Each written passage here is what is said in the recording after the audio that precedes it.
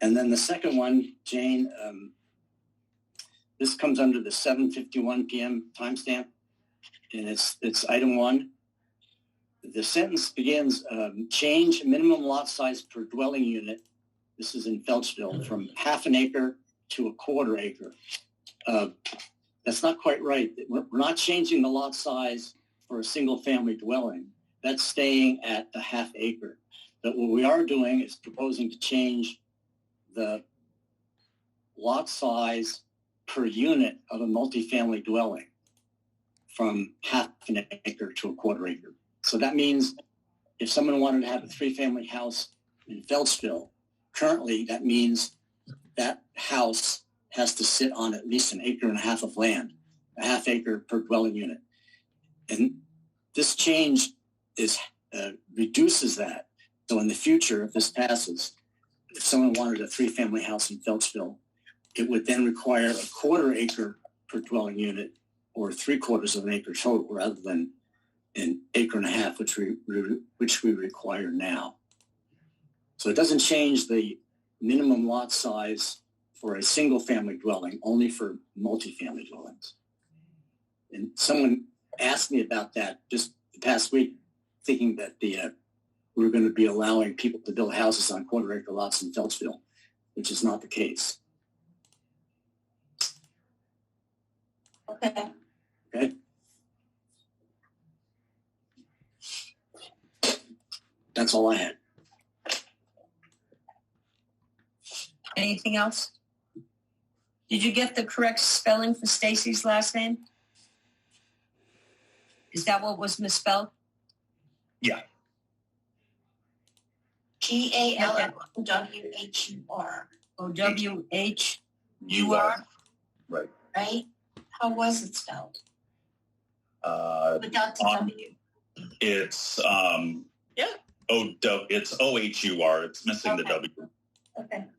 Not that important, but no, it isn't. So, Steve, can I go back to the just for clarification on the number 1, the 0.5? So we're not changing it to 0.25.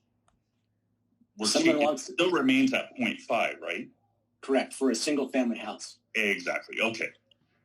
It's only if someone wants to build a multifamily house, which is a house that has 3 or more dwelling units in it. Then currently they need a half acre per unit, so an acre and a half in the current case.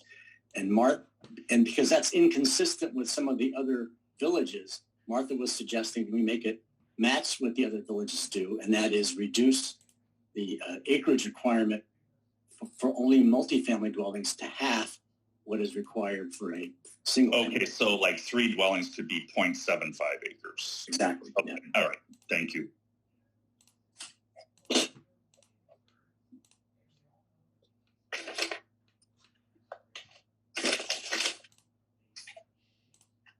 Okay, now we come to the Fisher subdivision review hearing. And we begin that with a reading of the warning. Kathy, the minutes are accepted with the changes? Oh, I'm sorry. Yes. Okay. And since you're changing names, you can change my name too. Okay. By the way, it's Callan. Yeah. And can we have a motion to approve the minutes of June 5th? I'll make a motion. We approve the minutes with my 2 changes and the 2 spelling corrections. Second? Lou? I second. Lou? All those approve? Aye. Anyone who does not approve? Aye. Aye. I'll do it right now in your email. Yep. Aye.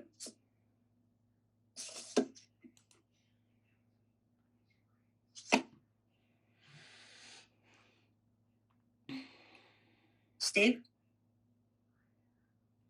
Yeah, I'm kind of doing 2 things here. I just got a call from Bob Allen asking for a link for the meeting so he can join. So let me email that to him, and then I'll get back to what you asked, which I must have. Just a second. Come on. Next meeting, and I think it's probably cleaner and safer if you. I'll make a motion then that we. Okay, sorry. Okay. Postpone the So end. we're going to start the Fisher subdivision review hearing. And we're going to start that with Finish reading business of the portion warning. And until the notice, Catherine Fisher has submitted an application for a subdivision permit for property located at 1347 Bailey's Mills Road in the town of Reading, Vermont. The proposed project is described as follows. Parcel number 3032, 33.98 plus or minus acres will be divided into two parcels, one with 10.01 acres and one with 23.97 acres.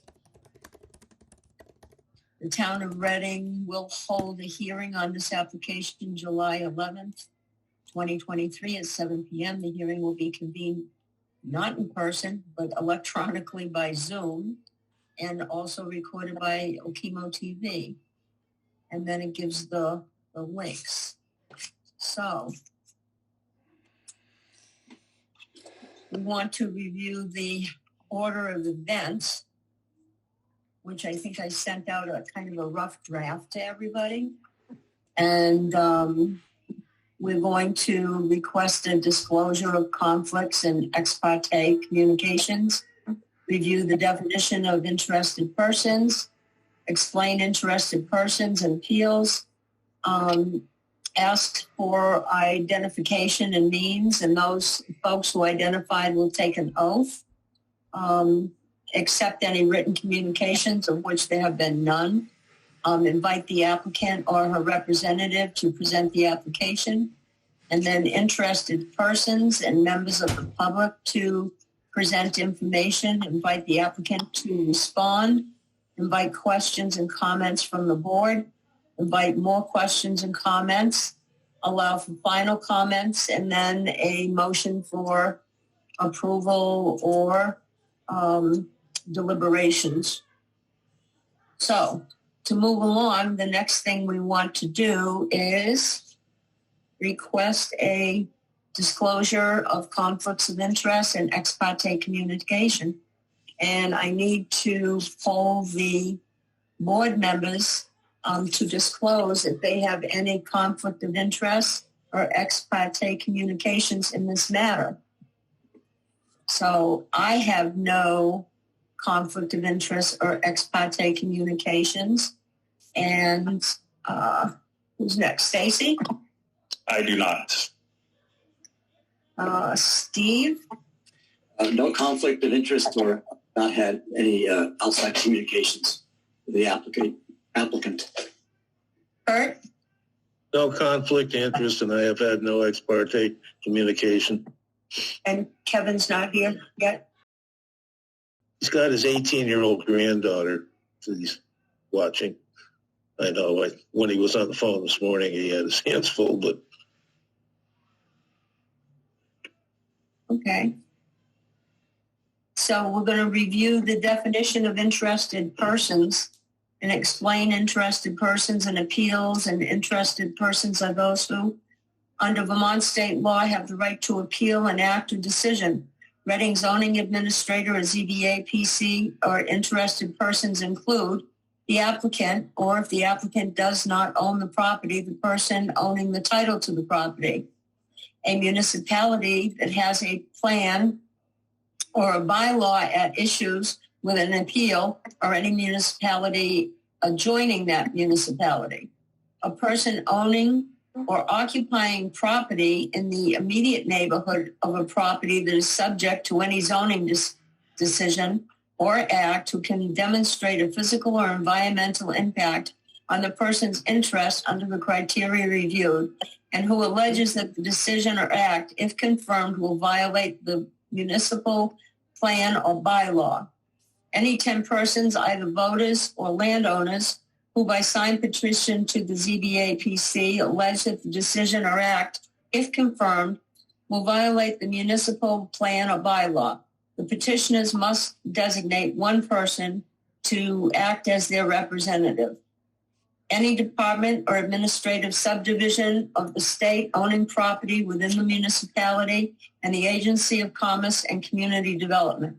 Only those interested persons who have participated in the ZBA-PC proceeding may appeal the decision rendered in that proceeding to the Environmental Court.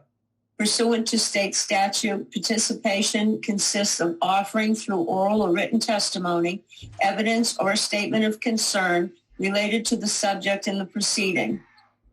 And now I need to ask who believes that they meet the definition of an interested person to identify themselves and provide contact information, which will consist of name, address, and whether or not they participate in the hearing and whether or not evidence is offered.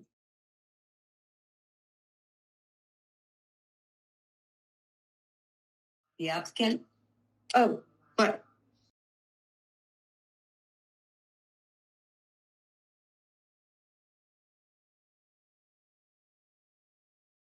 Are you interested? Do you wish to identify yourself as an interested person? Yes, as a landowner, yes. Okay. Robert, do you want to be considered an interested person in this hearing?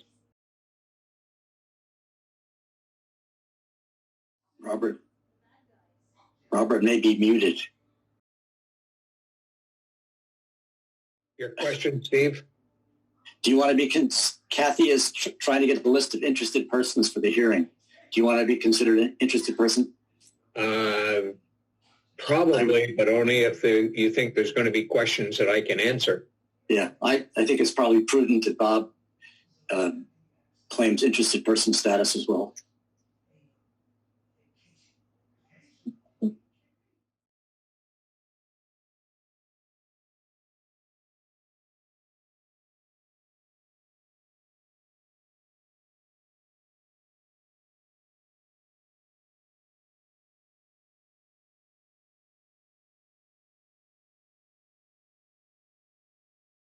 Now I need to find the oath card. Hold on a sec.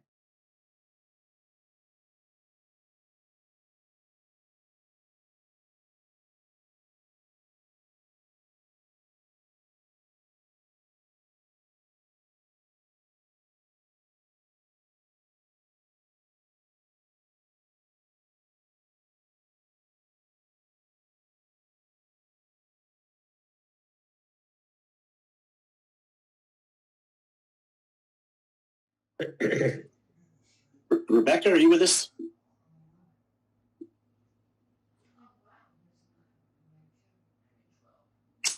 I got an email from Ray Sterling, who's trying to connect by telephone. And when he does, he's asked for a password. And when he uses the password that's part of the link, it doesn't like that. So I don't know. Does anybody have any advice? Yeah, the password is 583710. All right, wait. That's what I used to get on. 58310. No, 583710. 5833710. Right. That was in the hearing for the subdivision. It wasn't included in the meeting agenda. Okay. Thanks, Stacy.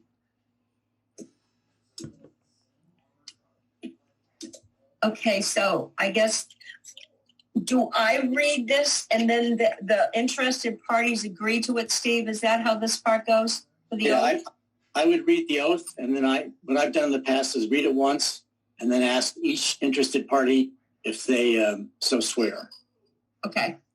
So I hereby swear that the evidence I give in the cause under consideration shall be the whole truth and nothing but the truth under the pains and penalties of perjury. Catherine Fisher, do you agree and swear? Yes. And Robert Allen? Yes.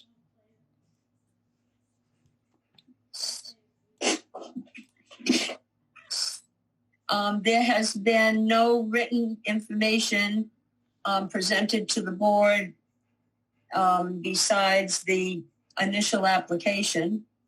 So at this point, we would invite the applicant to present the application or proposal. Well, I'm proposing to divide the 2-lot subdivision into 2 parcels, 23.97 acres and 10.01 acres. The larger parcel has the Bailey's Mills bed and breakfast on it, where I live right now. And the other parcel is the land uphill from here that consists of 10 acres and 1/100th. And I hope to have a single family house there.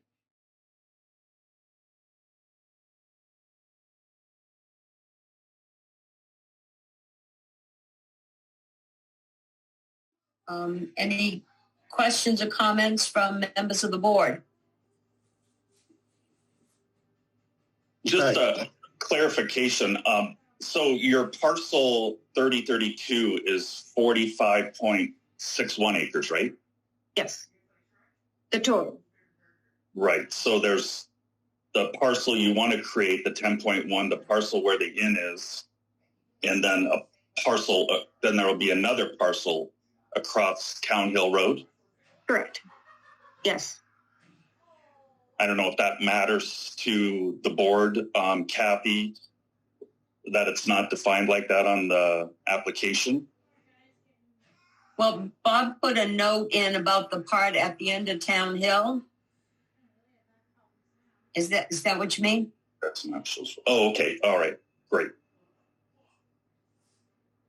So are we creating 3 parcels or just 2 parcels?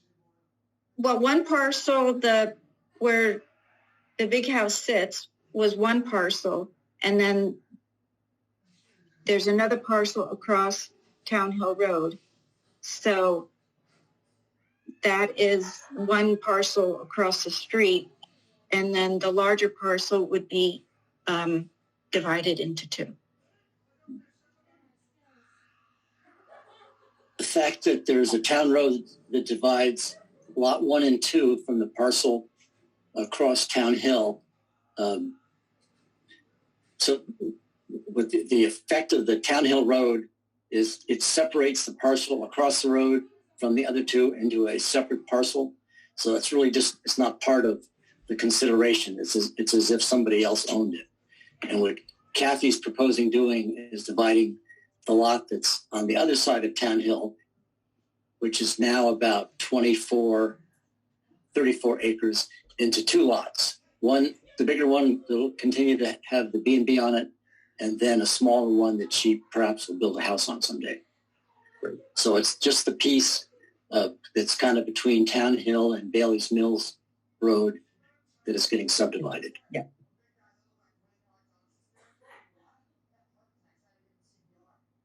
And creating one new lot. Okay, so 3032 will be 23.97 plus 11.63. I guess that's what I was getting. So ask that again. I didn't. So if you take out 10.1 acres for the new lot, Yes. then the parcel where the inn is and across Town Hill Road will create a parcel that's 23.97 plus 11.63. That'll be parcel 3032, what's left of it. Yes. Okay. Are there any questions from any other interested persons and members of the public? So just a clarification for Stacy, the parcel numbers are assigned by the listers, and they don't really care if there's a road between two pieces that are owned by one person. Right. But for zoning purposes, we do care. The road creates 2 separate parcels. And even though they may have the same parcel number, as far as subdivisions and ownership goes, they're treated as two separate parcels. Oh, okay. So whoever owns the inn will own the 23.97 acres plus the land across the road. Right. Okay. Correct. All right. Thank you. Kathy, the terrain from Bailey's Mills is across your proposed lot is pretty much all downhill towards the brook, right? Yes. You have a lot of frontage on Bailey's Mills, which is good. Do you plan to access the town road system on Bailey's Mills? Yes. To deal with the slope and some. Okay. There's an old road that goes through the parcel and joins up by Kittredge Pasture and Stone Chimney. Okay. All right. You know, a great resource that I saw, excuse me for butting in, is the Vermont interactive parcel map. It really gives you a great satellite view, and you can actually see the old town road, the brook, and everything. That parcel on the south side, as Steve was saying, is a standalone entity right now. I mean, you could sell that anytime without having to go through the subdivision process as far as zoning is concerned. And then on the other one, at some point down the road, at such time as you firm up building plans and want to build, you'll have to come in, for a building permit. And there's a number of things I would recommend you do prior to that for your own protection and to make things smoother. So make sure you get every conceivable state permit you need in terms of septic and those sorts of things. I have a septic permit already. You do? Okay. Yes. And just make sure you have everything like that before you come in for a building permit. Okay. Yep. Yeah. Those sorts of considerations are generally part of the decision. If we decide to grant a subdivision, it's based on the facts of the situation, but also there generally are some conditions. Kurt's just mentioned some of the most important ones, so that would be part of the written decision. In this case, as it is in all cases. Okay. Who did your septic plan? Brian Rapinati. Okay. He's good. Callista has a plan already. Mm-hmm. Okay, so we're ready for any final comments or questions, either from the applicant or representatives or members of the board. I don't have any questions. Okay. So at this point, if there is a majority approval, we can adjourn the hearing, or we can close the proceedings and state that this is the final public hearing of the matter, and then we can conduct our deliberations.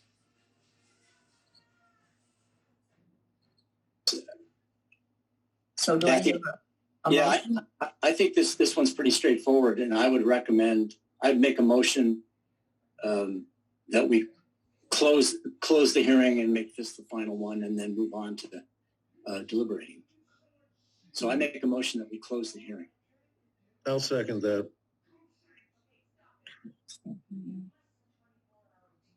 All those in favor? Aye. Okie dokie, so that it's closed and we can go into a public deliberation. Is there any discussion? I'll entertain a motion. So I'll move that we deliberate in public. Okay. I'll second. Can I second or? Sure. Yep. Okay.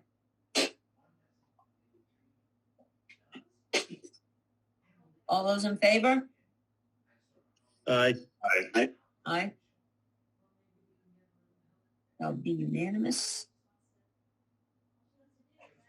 And do we vote to approve the application? So at this point, whether it's a subdivision review or a zoning board hearing, conditional use hearing, for instance, the board has to sort out what are the facts of this application. So we'll do that first. And based on the facts, that should lead us to a decision. So in a case like this, I think the facts there's a few and they're pretty straightforward. This subdivision is in a RR10 zone, which means it needs 10 acres of land. And according to the survey map, it has 10.01, which is just over that. So the first fact is that it needs 10 acres and it has 10 acres. And the second fact in this zone, and I'm going to check the zoning ordinance, it requires 200 feet of frontage. But so the minimum frontage for a new parcel in this zone is 200 feet. And according to the survey map, it looks like it has perhaps 857. It's pretty small text, over 800 feet. So it has plenty of frontage. I asked about road access because of the topography. Sometimes people plan to access the road through a right-of-way over a neighbor's property, in which case Kathy said she doesn't plan to do that. And if at some point in the future she decides that that's a better way to get out of there, she would have to get right-of-way approval from the Planning Commission, and that would involve another review. So that's just an FYI. So it meets the minimum lot size. It has the minimum frontage. And based on those facts, I would make a motion that we approve the subdivision as described on the survey map with a couple of conditions. And that's, Kurt, this is where your thoughts come into play. Steve, before you move forward, can you, since I looked for the minimal conditions in our docs and I couldn't find them, can you direct me to where those two minimal conditions are? Yeah. So in Article 2 of the zoning ordinance, it's called the zoning maps and districts. And about the third page in will be for the rural residential district, RR10. Okay. That? So the only two criteria for a minimum is the RR10 in this case, 10 acres, and then 200 feet of frontage. Right. Yep. Okay. So those are the minimum requirements. And if this lot did not have 200 feet of frontage, then we'd have to grant a right-of-way. Right. There has to be a legal way for the lot to the owner of the lot to get to the town road. So when they have adequate frontage, it's a simple deal. If they don't, there's other ways around it. It's just another review. And with S100 in place now, doesn't that allow the zoning administrator to approve subdivisions if they meet the minimum criteria without having to go to a hearing? That's a good question. And I'm not familiar with the details of that. In fact, I emailed Martha today about that generally, about whether the provisions of that new bill, go into effect immediately in towns like ours, or whether they get moved in as we update our zoning. So I'm not sure. And okay. I thought, so that will be a question for Martha or the Regional Planning Commission to answer. Unless, okay. Robert, do you know the answer to that question? I do not. And as we discussed in an earlier conversation, I was wondering if, in fact, it wouldn't wait until you updated the ordinance or made a quick change to the ordinance to kick in some of those Act 47 regulations if you so wished, but I do not know if they kick in automatically on July 1st. And I have not been able to get an answer on that from anyone either. Okay. Yeah, so just because I'm a newbie and I took the training recently, I have the town may granted zoning administrator authority to approve minor subdivisions and to decide if a hearing is required for minor subdivisions, but there's no date associated with that and when it applies. Yeah. And Steve, Yes. I also want to go back to the finding of facts. In the application, there was an error in the acreage, and it was listed as 10.1 and 10.1 and 23.97, and it should be 01. And on the survey and everything, it does state 01. And so we just chose to go with the 01 and recognize that there was an error in the application. Okay. You aware of that, Kathy? I wasn't aware of it, but I made a mistake. So, I mean, the survey map should be the authority in this case. Yes. Yeah.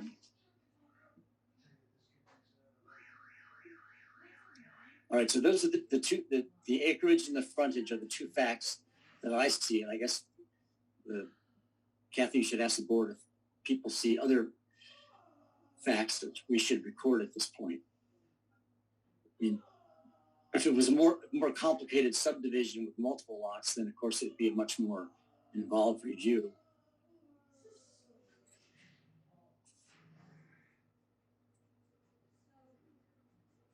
All right, then I would suggest that based on those facts, we approve the subdivision as described in that survey map with a couple of conditions.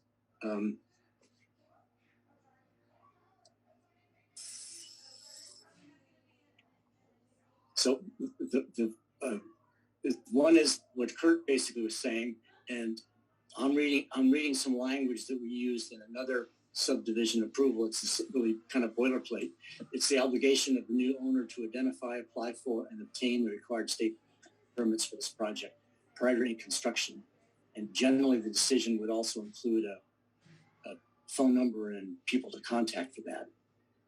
The second condition would be that the applicant has to obtain all local permits prior to starting any development. And the person to see in that case is Robert Allen, which would also be part of the written decision. And then the other thing is that we should point out that the approval of this subdivision permit by Planning Commission tonight does not imply in any way that the lot is suitable to build on. So it's that responsibility falls on the landowner. We're not telling you that we in any way know that this lot will permit, but you've already have the permit, so I'm sure it does. So that's as a bit of boilerplate.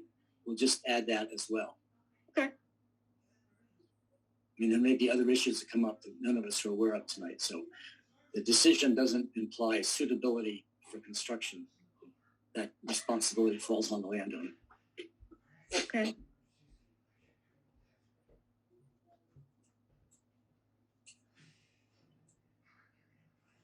So my motion then was to approve the application based on the two facts with the three conditions I just listed.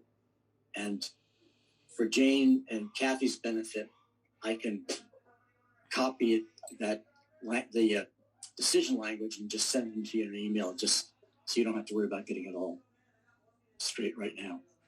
Perfect. And I will second your motion.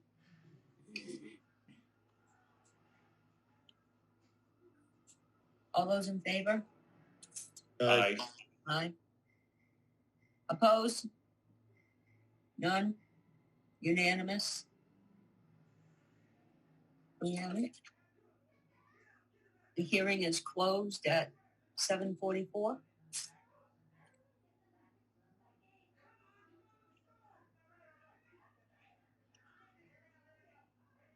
Thank you. Thank you. Will I get a letter or of something? I believe so. Yes. Okay. So the protocol is that the chair will draft the decision document. It states a lot of the stuff we've done tonight in some detail, including the facts and including the decision.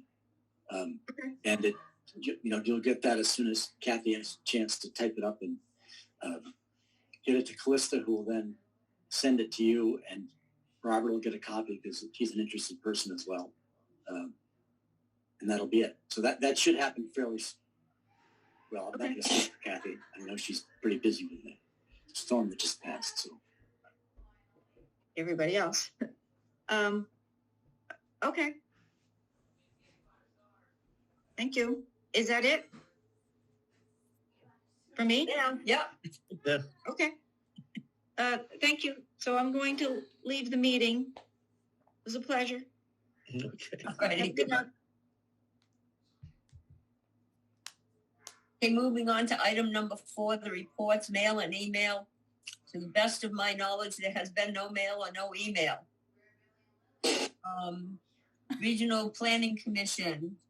June was our annual meeting. And we have listed our buildings over in Ascutney with a realtor. Hoping to see if we can get some interest there, as well as with the developer Matt Priestley, who has shown some interest but seems not to be moving quickly along. Energy boards, Kevin still's not here, so that would be no report. Zoning administrator Robert Allen is here. He approved 4 permits, and I say that there is more information on the town website on what those permits were, if anyone's interested. Robert, you have anything to add? No, but I do have a question that's somewhat off the subject, Kathy. You said that you were listing the property in Ascutney with a realtor. Is that the building that the mark is in now? It is the building that we're in now. It is the barn, and it is the old post office. So are you, this is off the subject again, but are you relocating, or what is this, what's happening there? It depends on how it goes. Somebody has been looking at it, and what they would want to do is to keep us as a tenant in one floor and develop other apartments and rent that out as housing. However, we have not been able to get anything concrete from this fellow. He sort of looks at it and he thinks that he knows what he can do. He could develop this, he could develop that, he could put an apartment here, he could put an apartment there. And then affix various different things, and then what our rent would be. So there's a lot of negotiations to it, but he's not been forthcoming with exactly how it would go. And so we just thought we would put it out. His the price that he's offering is considerably below what realtors have told us we could get. And of course, once we put it on the market, if a realtor comes along and offers us a substantial price, then we will be looking for a relocation probably. So it's kind of up in the air right now. Yeah, okay. I was just being nosy. No, that's the deal. We've been fooling around. There was people who showed interest in the old post office building. There was a hairdresser who wanted to put a salon in there. And then we had started renovations to make it into an apartment ourselves. But then it was taking so much time away from the work that we need to do to be trying to develop real estate that we just decided we did not want to become involved in that. So that's when we decided we need to have someone who does that as their work to do it, that we didn't want to become involved with it. Thank you. No problem. And ZBA, no report? nope. Okay. I had a couple questions. I don't know whether to ask Bob or do it under other business. Is it ZBA stuff or ZA stuff, zoning administrative stuff? It would go It's into that. permit stuff. I can do it under other business. Okay. So new business. I think new business is going to be waiting to see. The select board did not meet last night, and to see what's going to happen to our board, if the planning commission is going to be a 7-member board or a 5-member board. So that would depend on the outcome of their meeting, and would influence what we need to do as far as recruiting, or their business to recruit new members.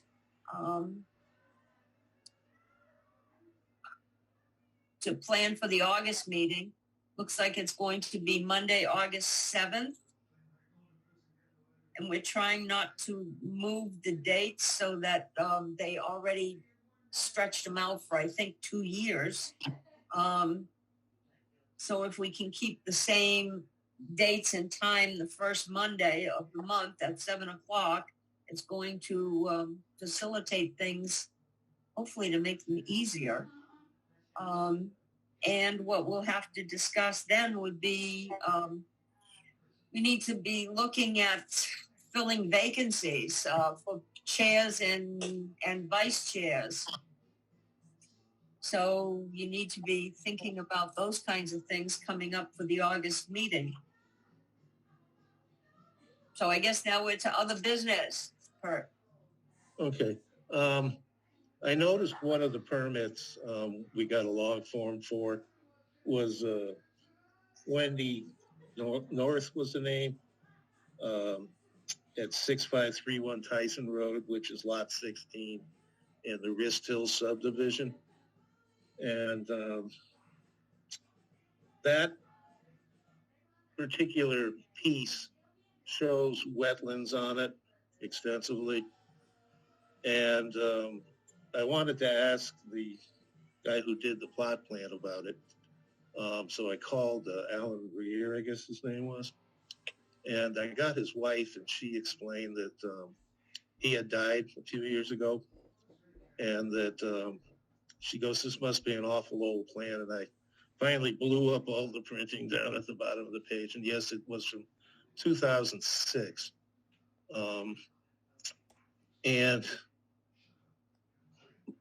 I think this is kind of an apropos time to talk about wetlands because, given what we just went through, we need them to conserve water and keep it in place, and also to provide percolation and evaporation so it doesn't run down below.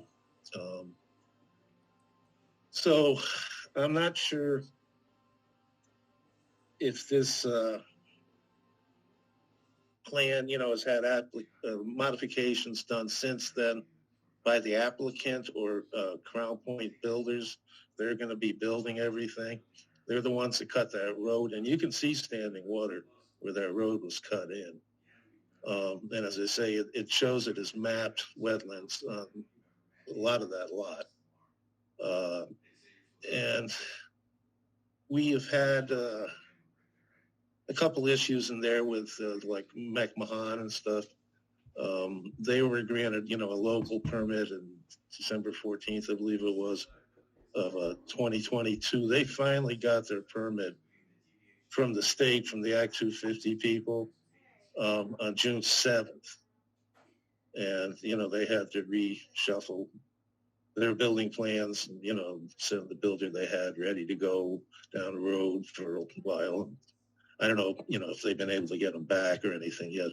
But I don't understand in these cases what the big rush is to grant them a local permit until everything else is in hand with real clear data and all the stuff required by the state. And we had talked about it when we had all those permit forms we were trying to refine.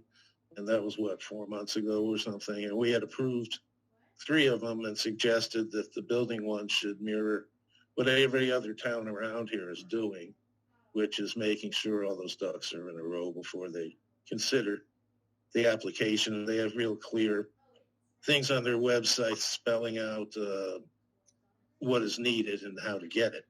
But don't come see us until you got it all in hand. And I just, when I look at how things happen with the Chase thing, going back to, I guess starting in 2021, the town incurred a lot of costs. Like this most recent year, I just looked at the last town report, was like $7,900, $5.29. And I know when I was chairman and running that hearing and everything and dealing with Joe McLean on a fairly regular basis, I was aware of like 6,500 billing prior to this past fiscal year. And those, and I know they didn't get their final till after June 2022. So there'll be costs going forward that'll be reflected in the next town report. So, I mean, we're talking, upwards of 20 grand. And I'm afraid that some of these people that get a local permit and then find out that, everything is supposed to go through Act 250 first and all, and that's a long process, could conceivably sue the town for their costs of, sending builders home and all that, and, paying a loan conceivably for the interim 6 months between the local approval and the final state approval. So I really would like to see that, final link that we had for those permits. We already done the other three. And Bob, you had mentioned you wanted to add some phone numbers, 3 months ago maybe? And we haven't heard from you since. And have you made any progress on that? Or?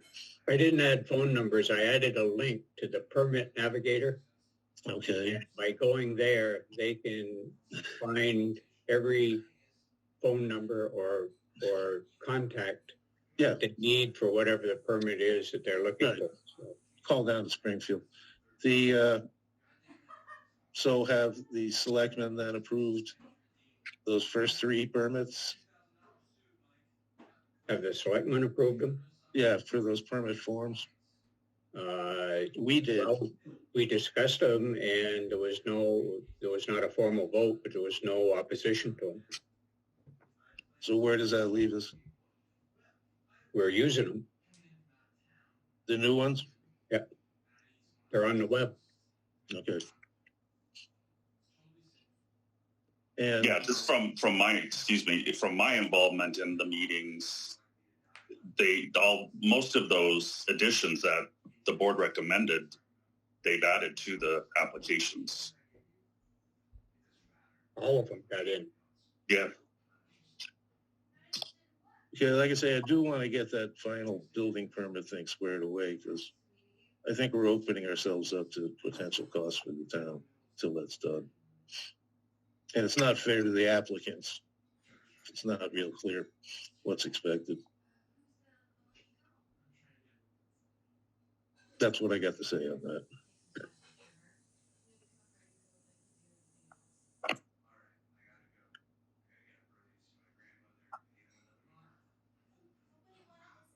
Do you have any Well, updates? if I can make two comments. If as a property owner, you have to sort of decide what comes first. And if you don't go to the town and then you go to Act 250, you go through that very expensive, lengthy process with Act 250, you go back to the town and they don't allow it without a variance. Then you just wasted a ton of time and a ton of money. So I think that going to the town is first, just to get that sign off, is in my opinion a very good idea. And then but what I'd like to see when they go to the town is the permit that tells you that, not that, oh yeah, go ahead, we'll give you a permit. We're not clear on that. We've got the horse after the cart on that deal. Well, I don't know. It depends on which end you want to look at it. But Bob, you do have I know in my experience when we had to go through Act 250, you made the building permit conditional on us getting all the state, federal, or not state and Act 250 permissions, correct? Says that right on the permit. Right.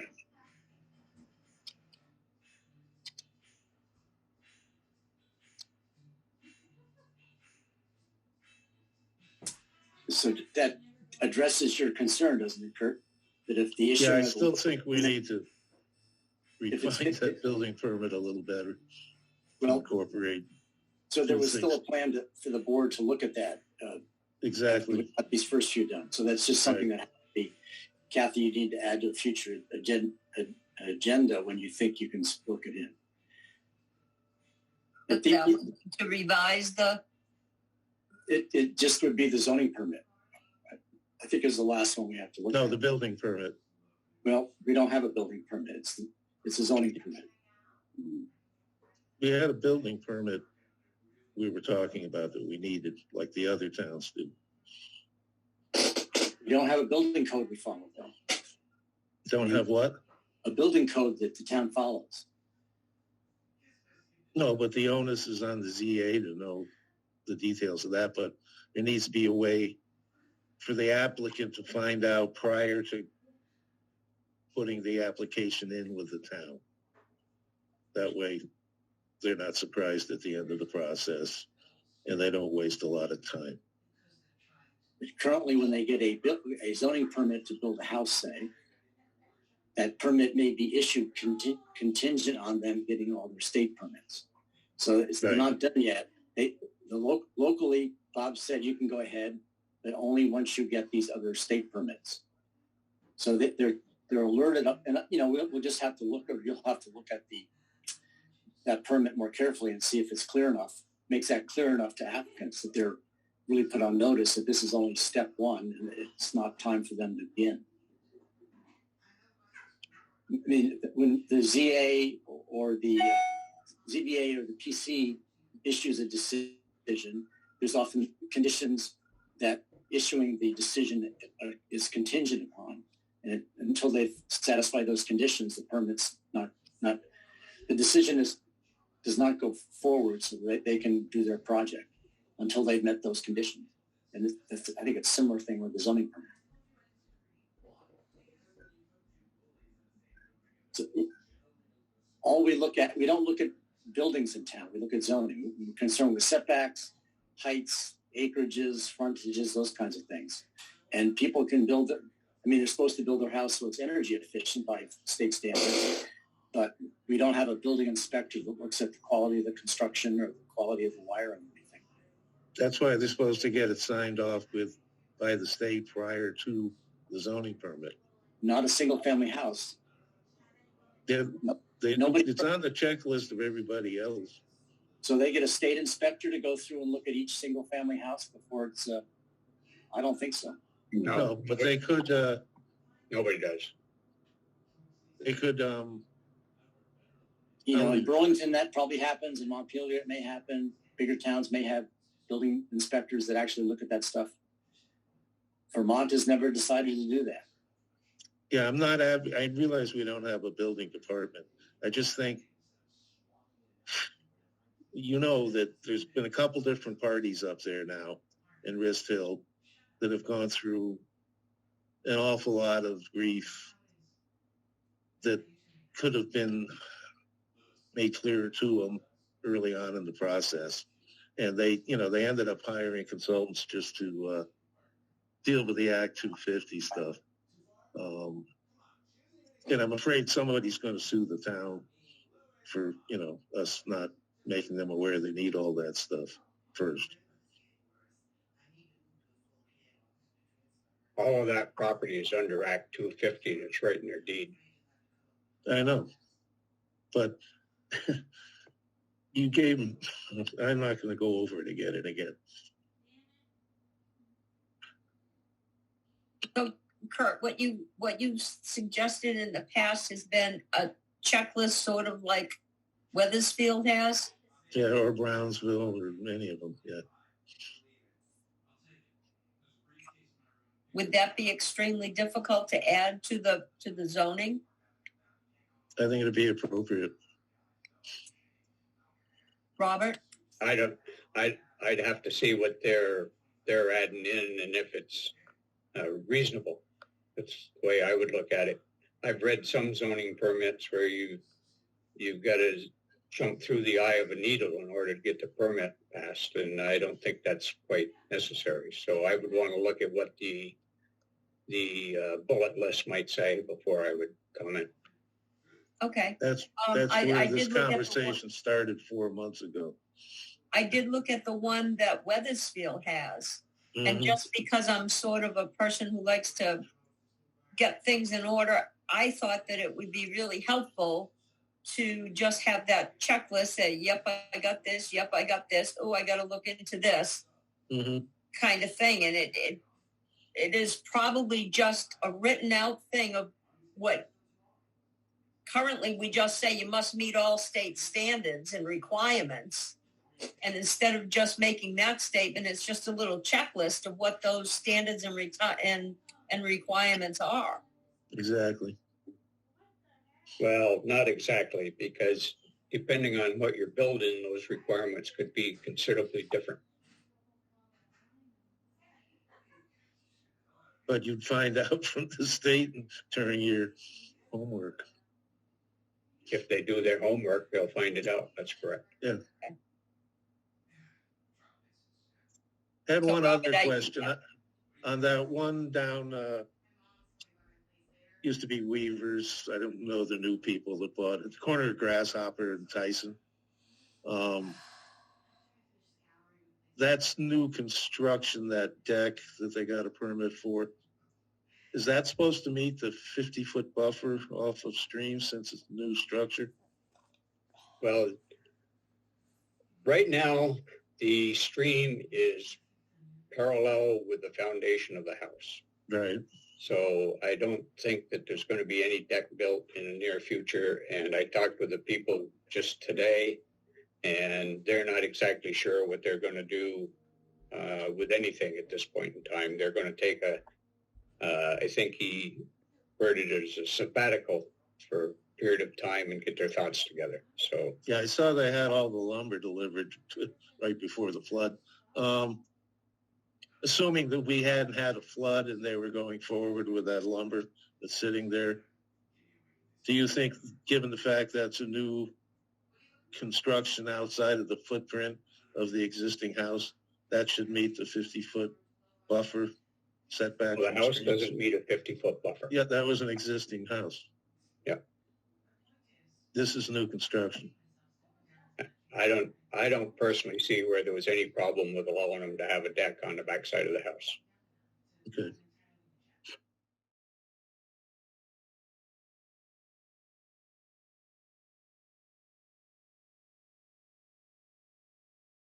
Okay, do we have any public comments?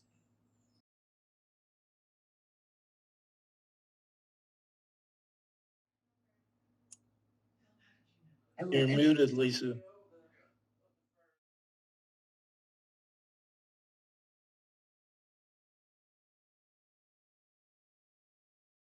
You're muted, Lisa. Okay. I just pulled up the Wendy North permit that was sent to me earlier in the month.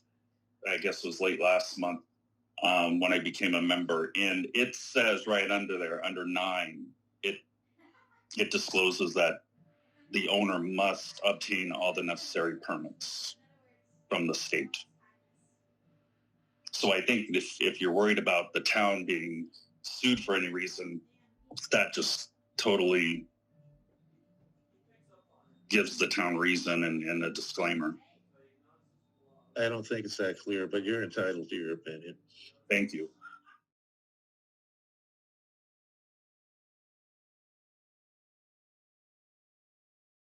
Any other public comments?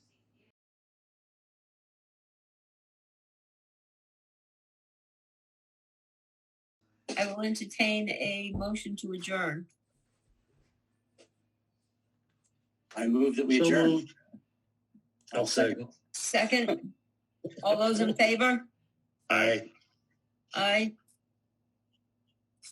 Everybody? Yes. Yep, thank you.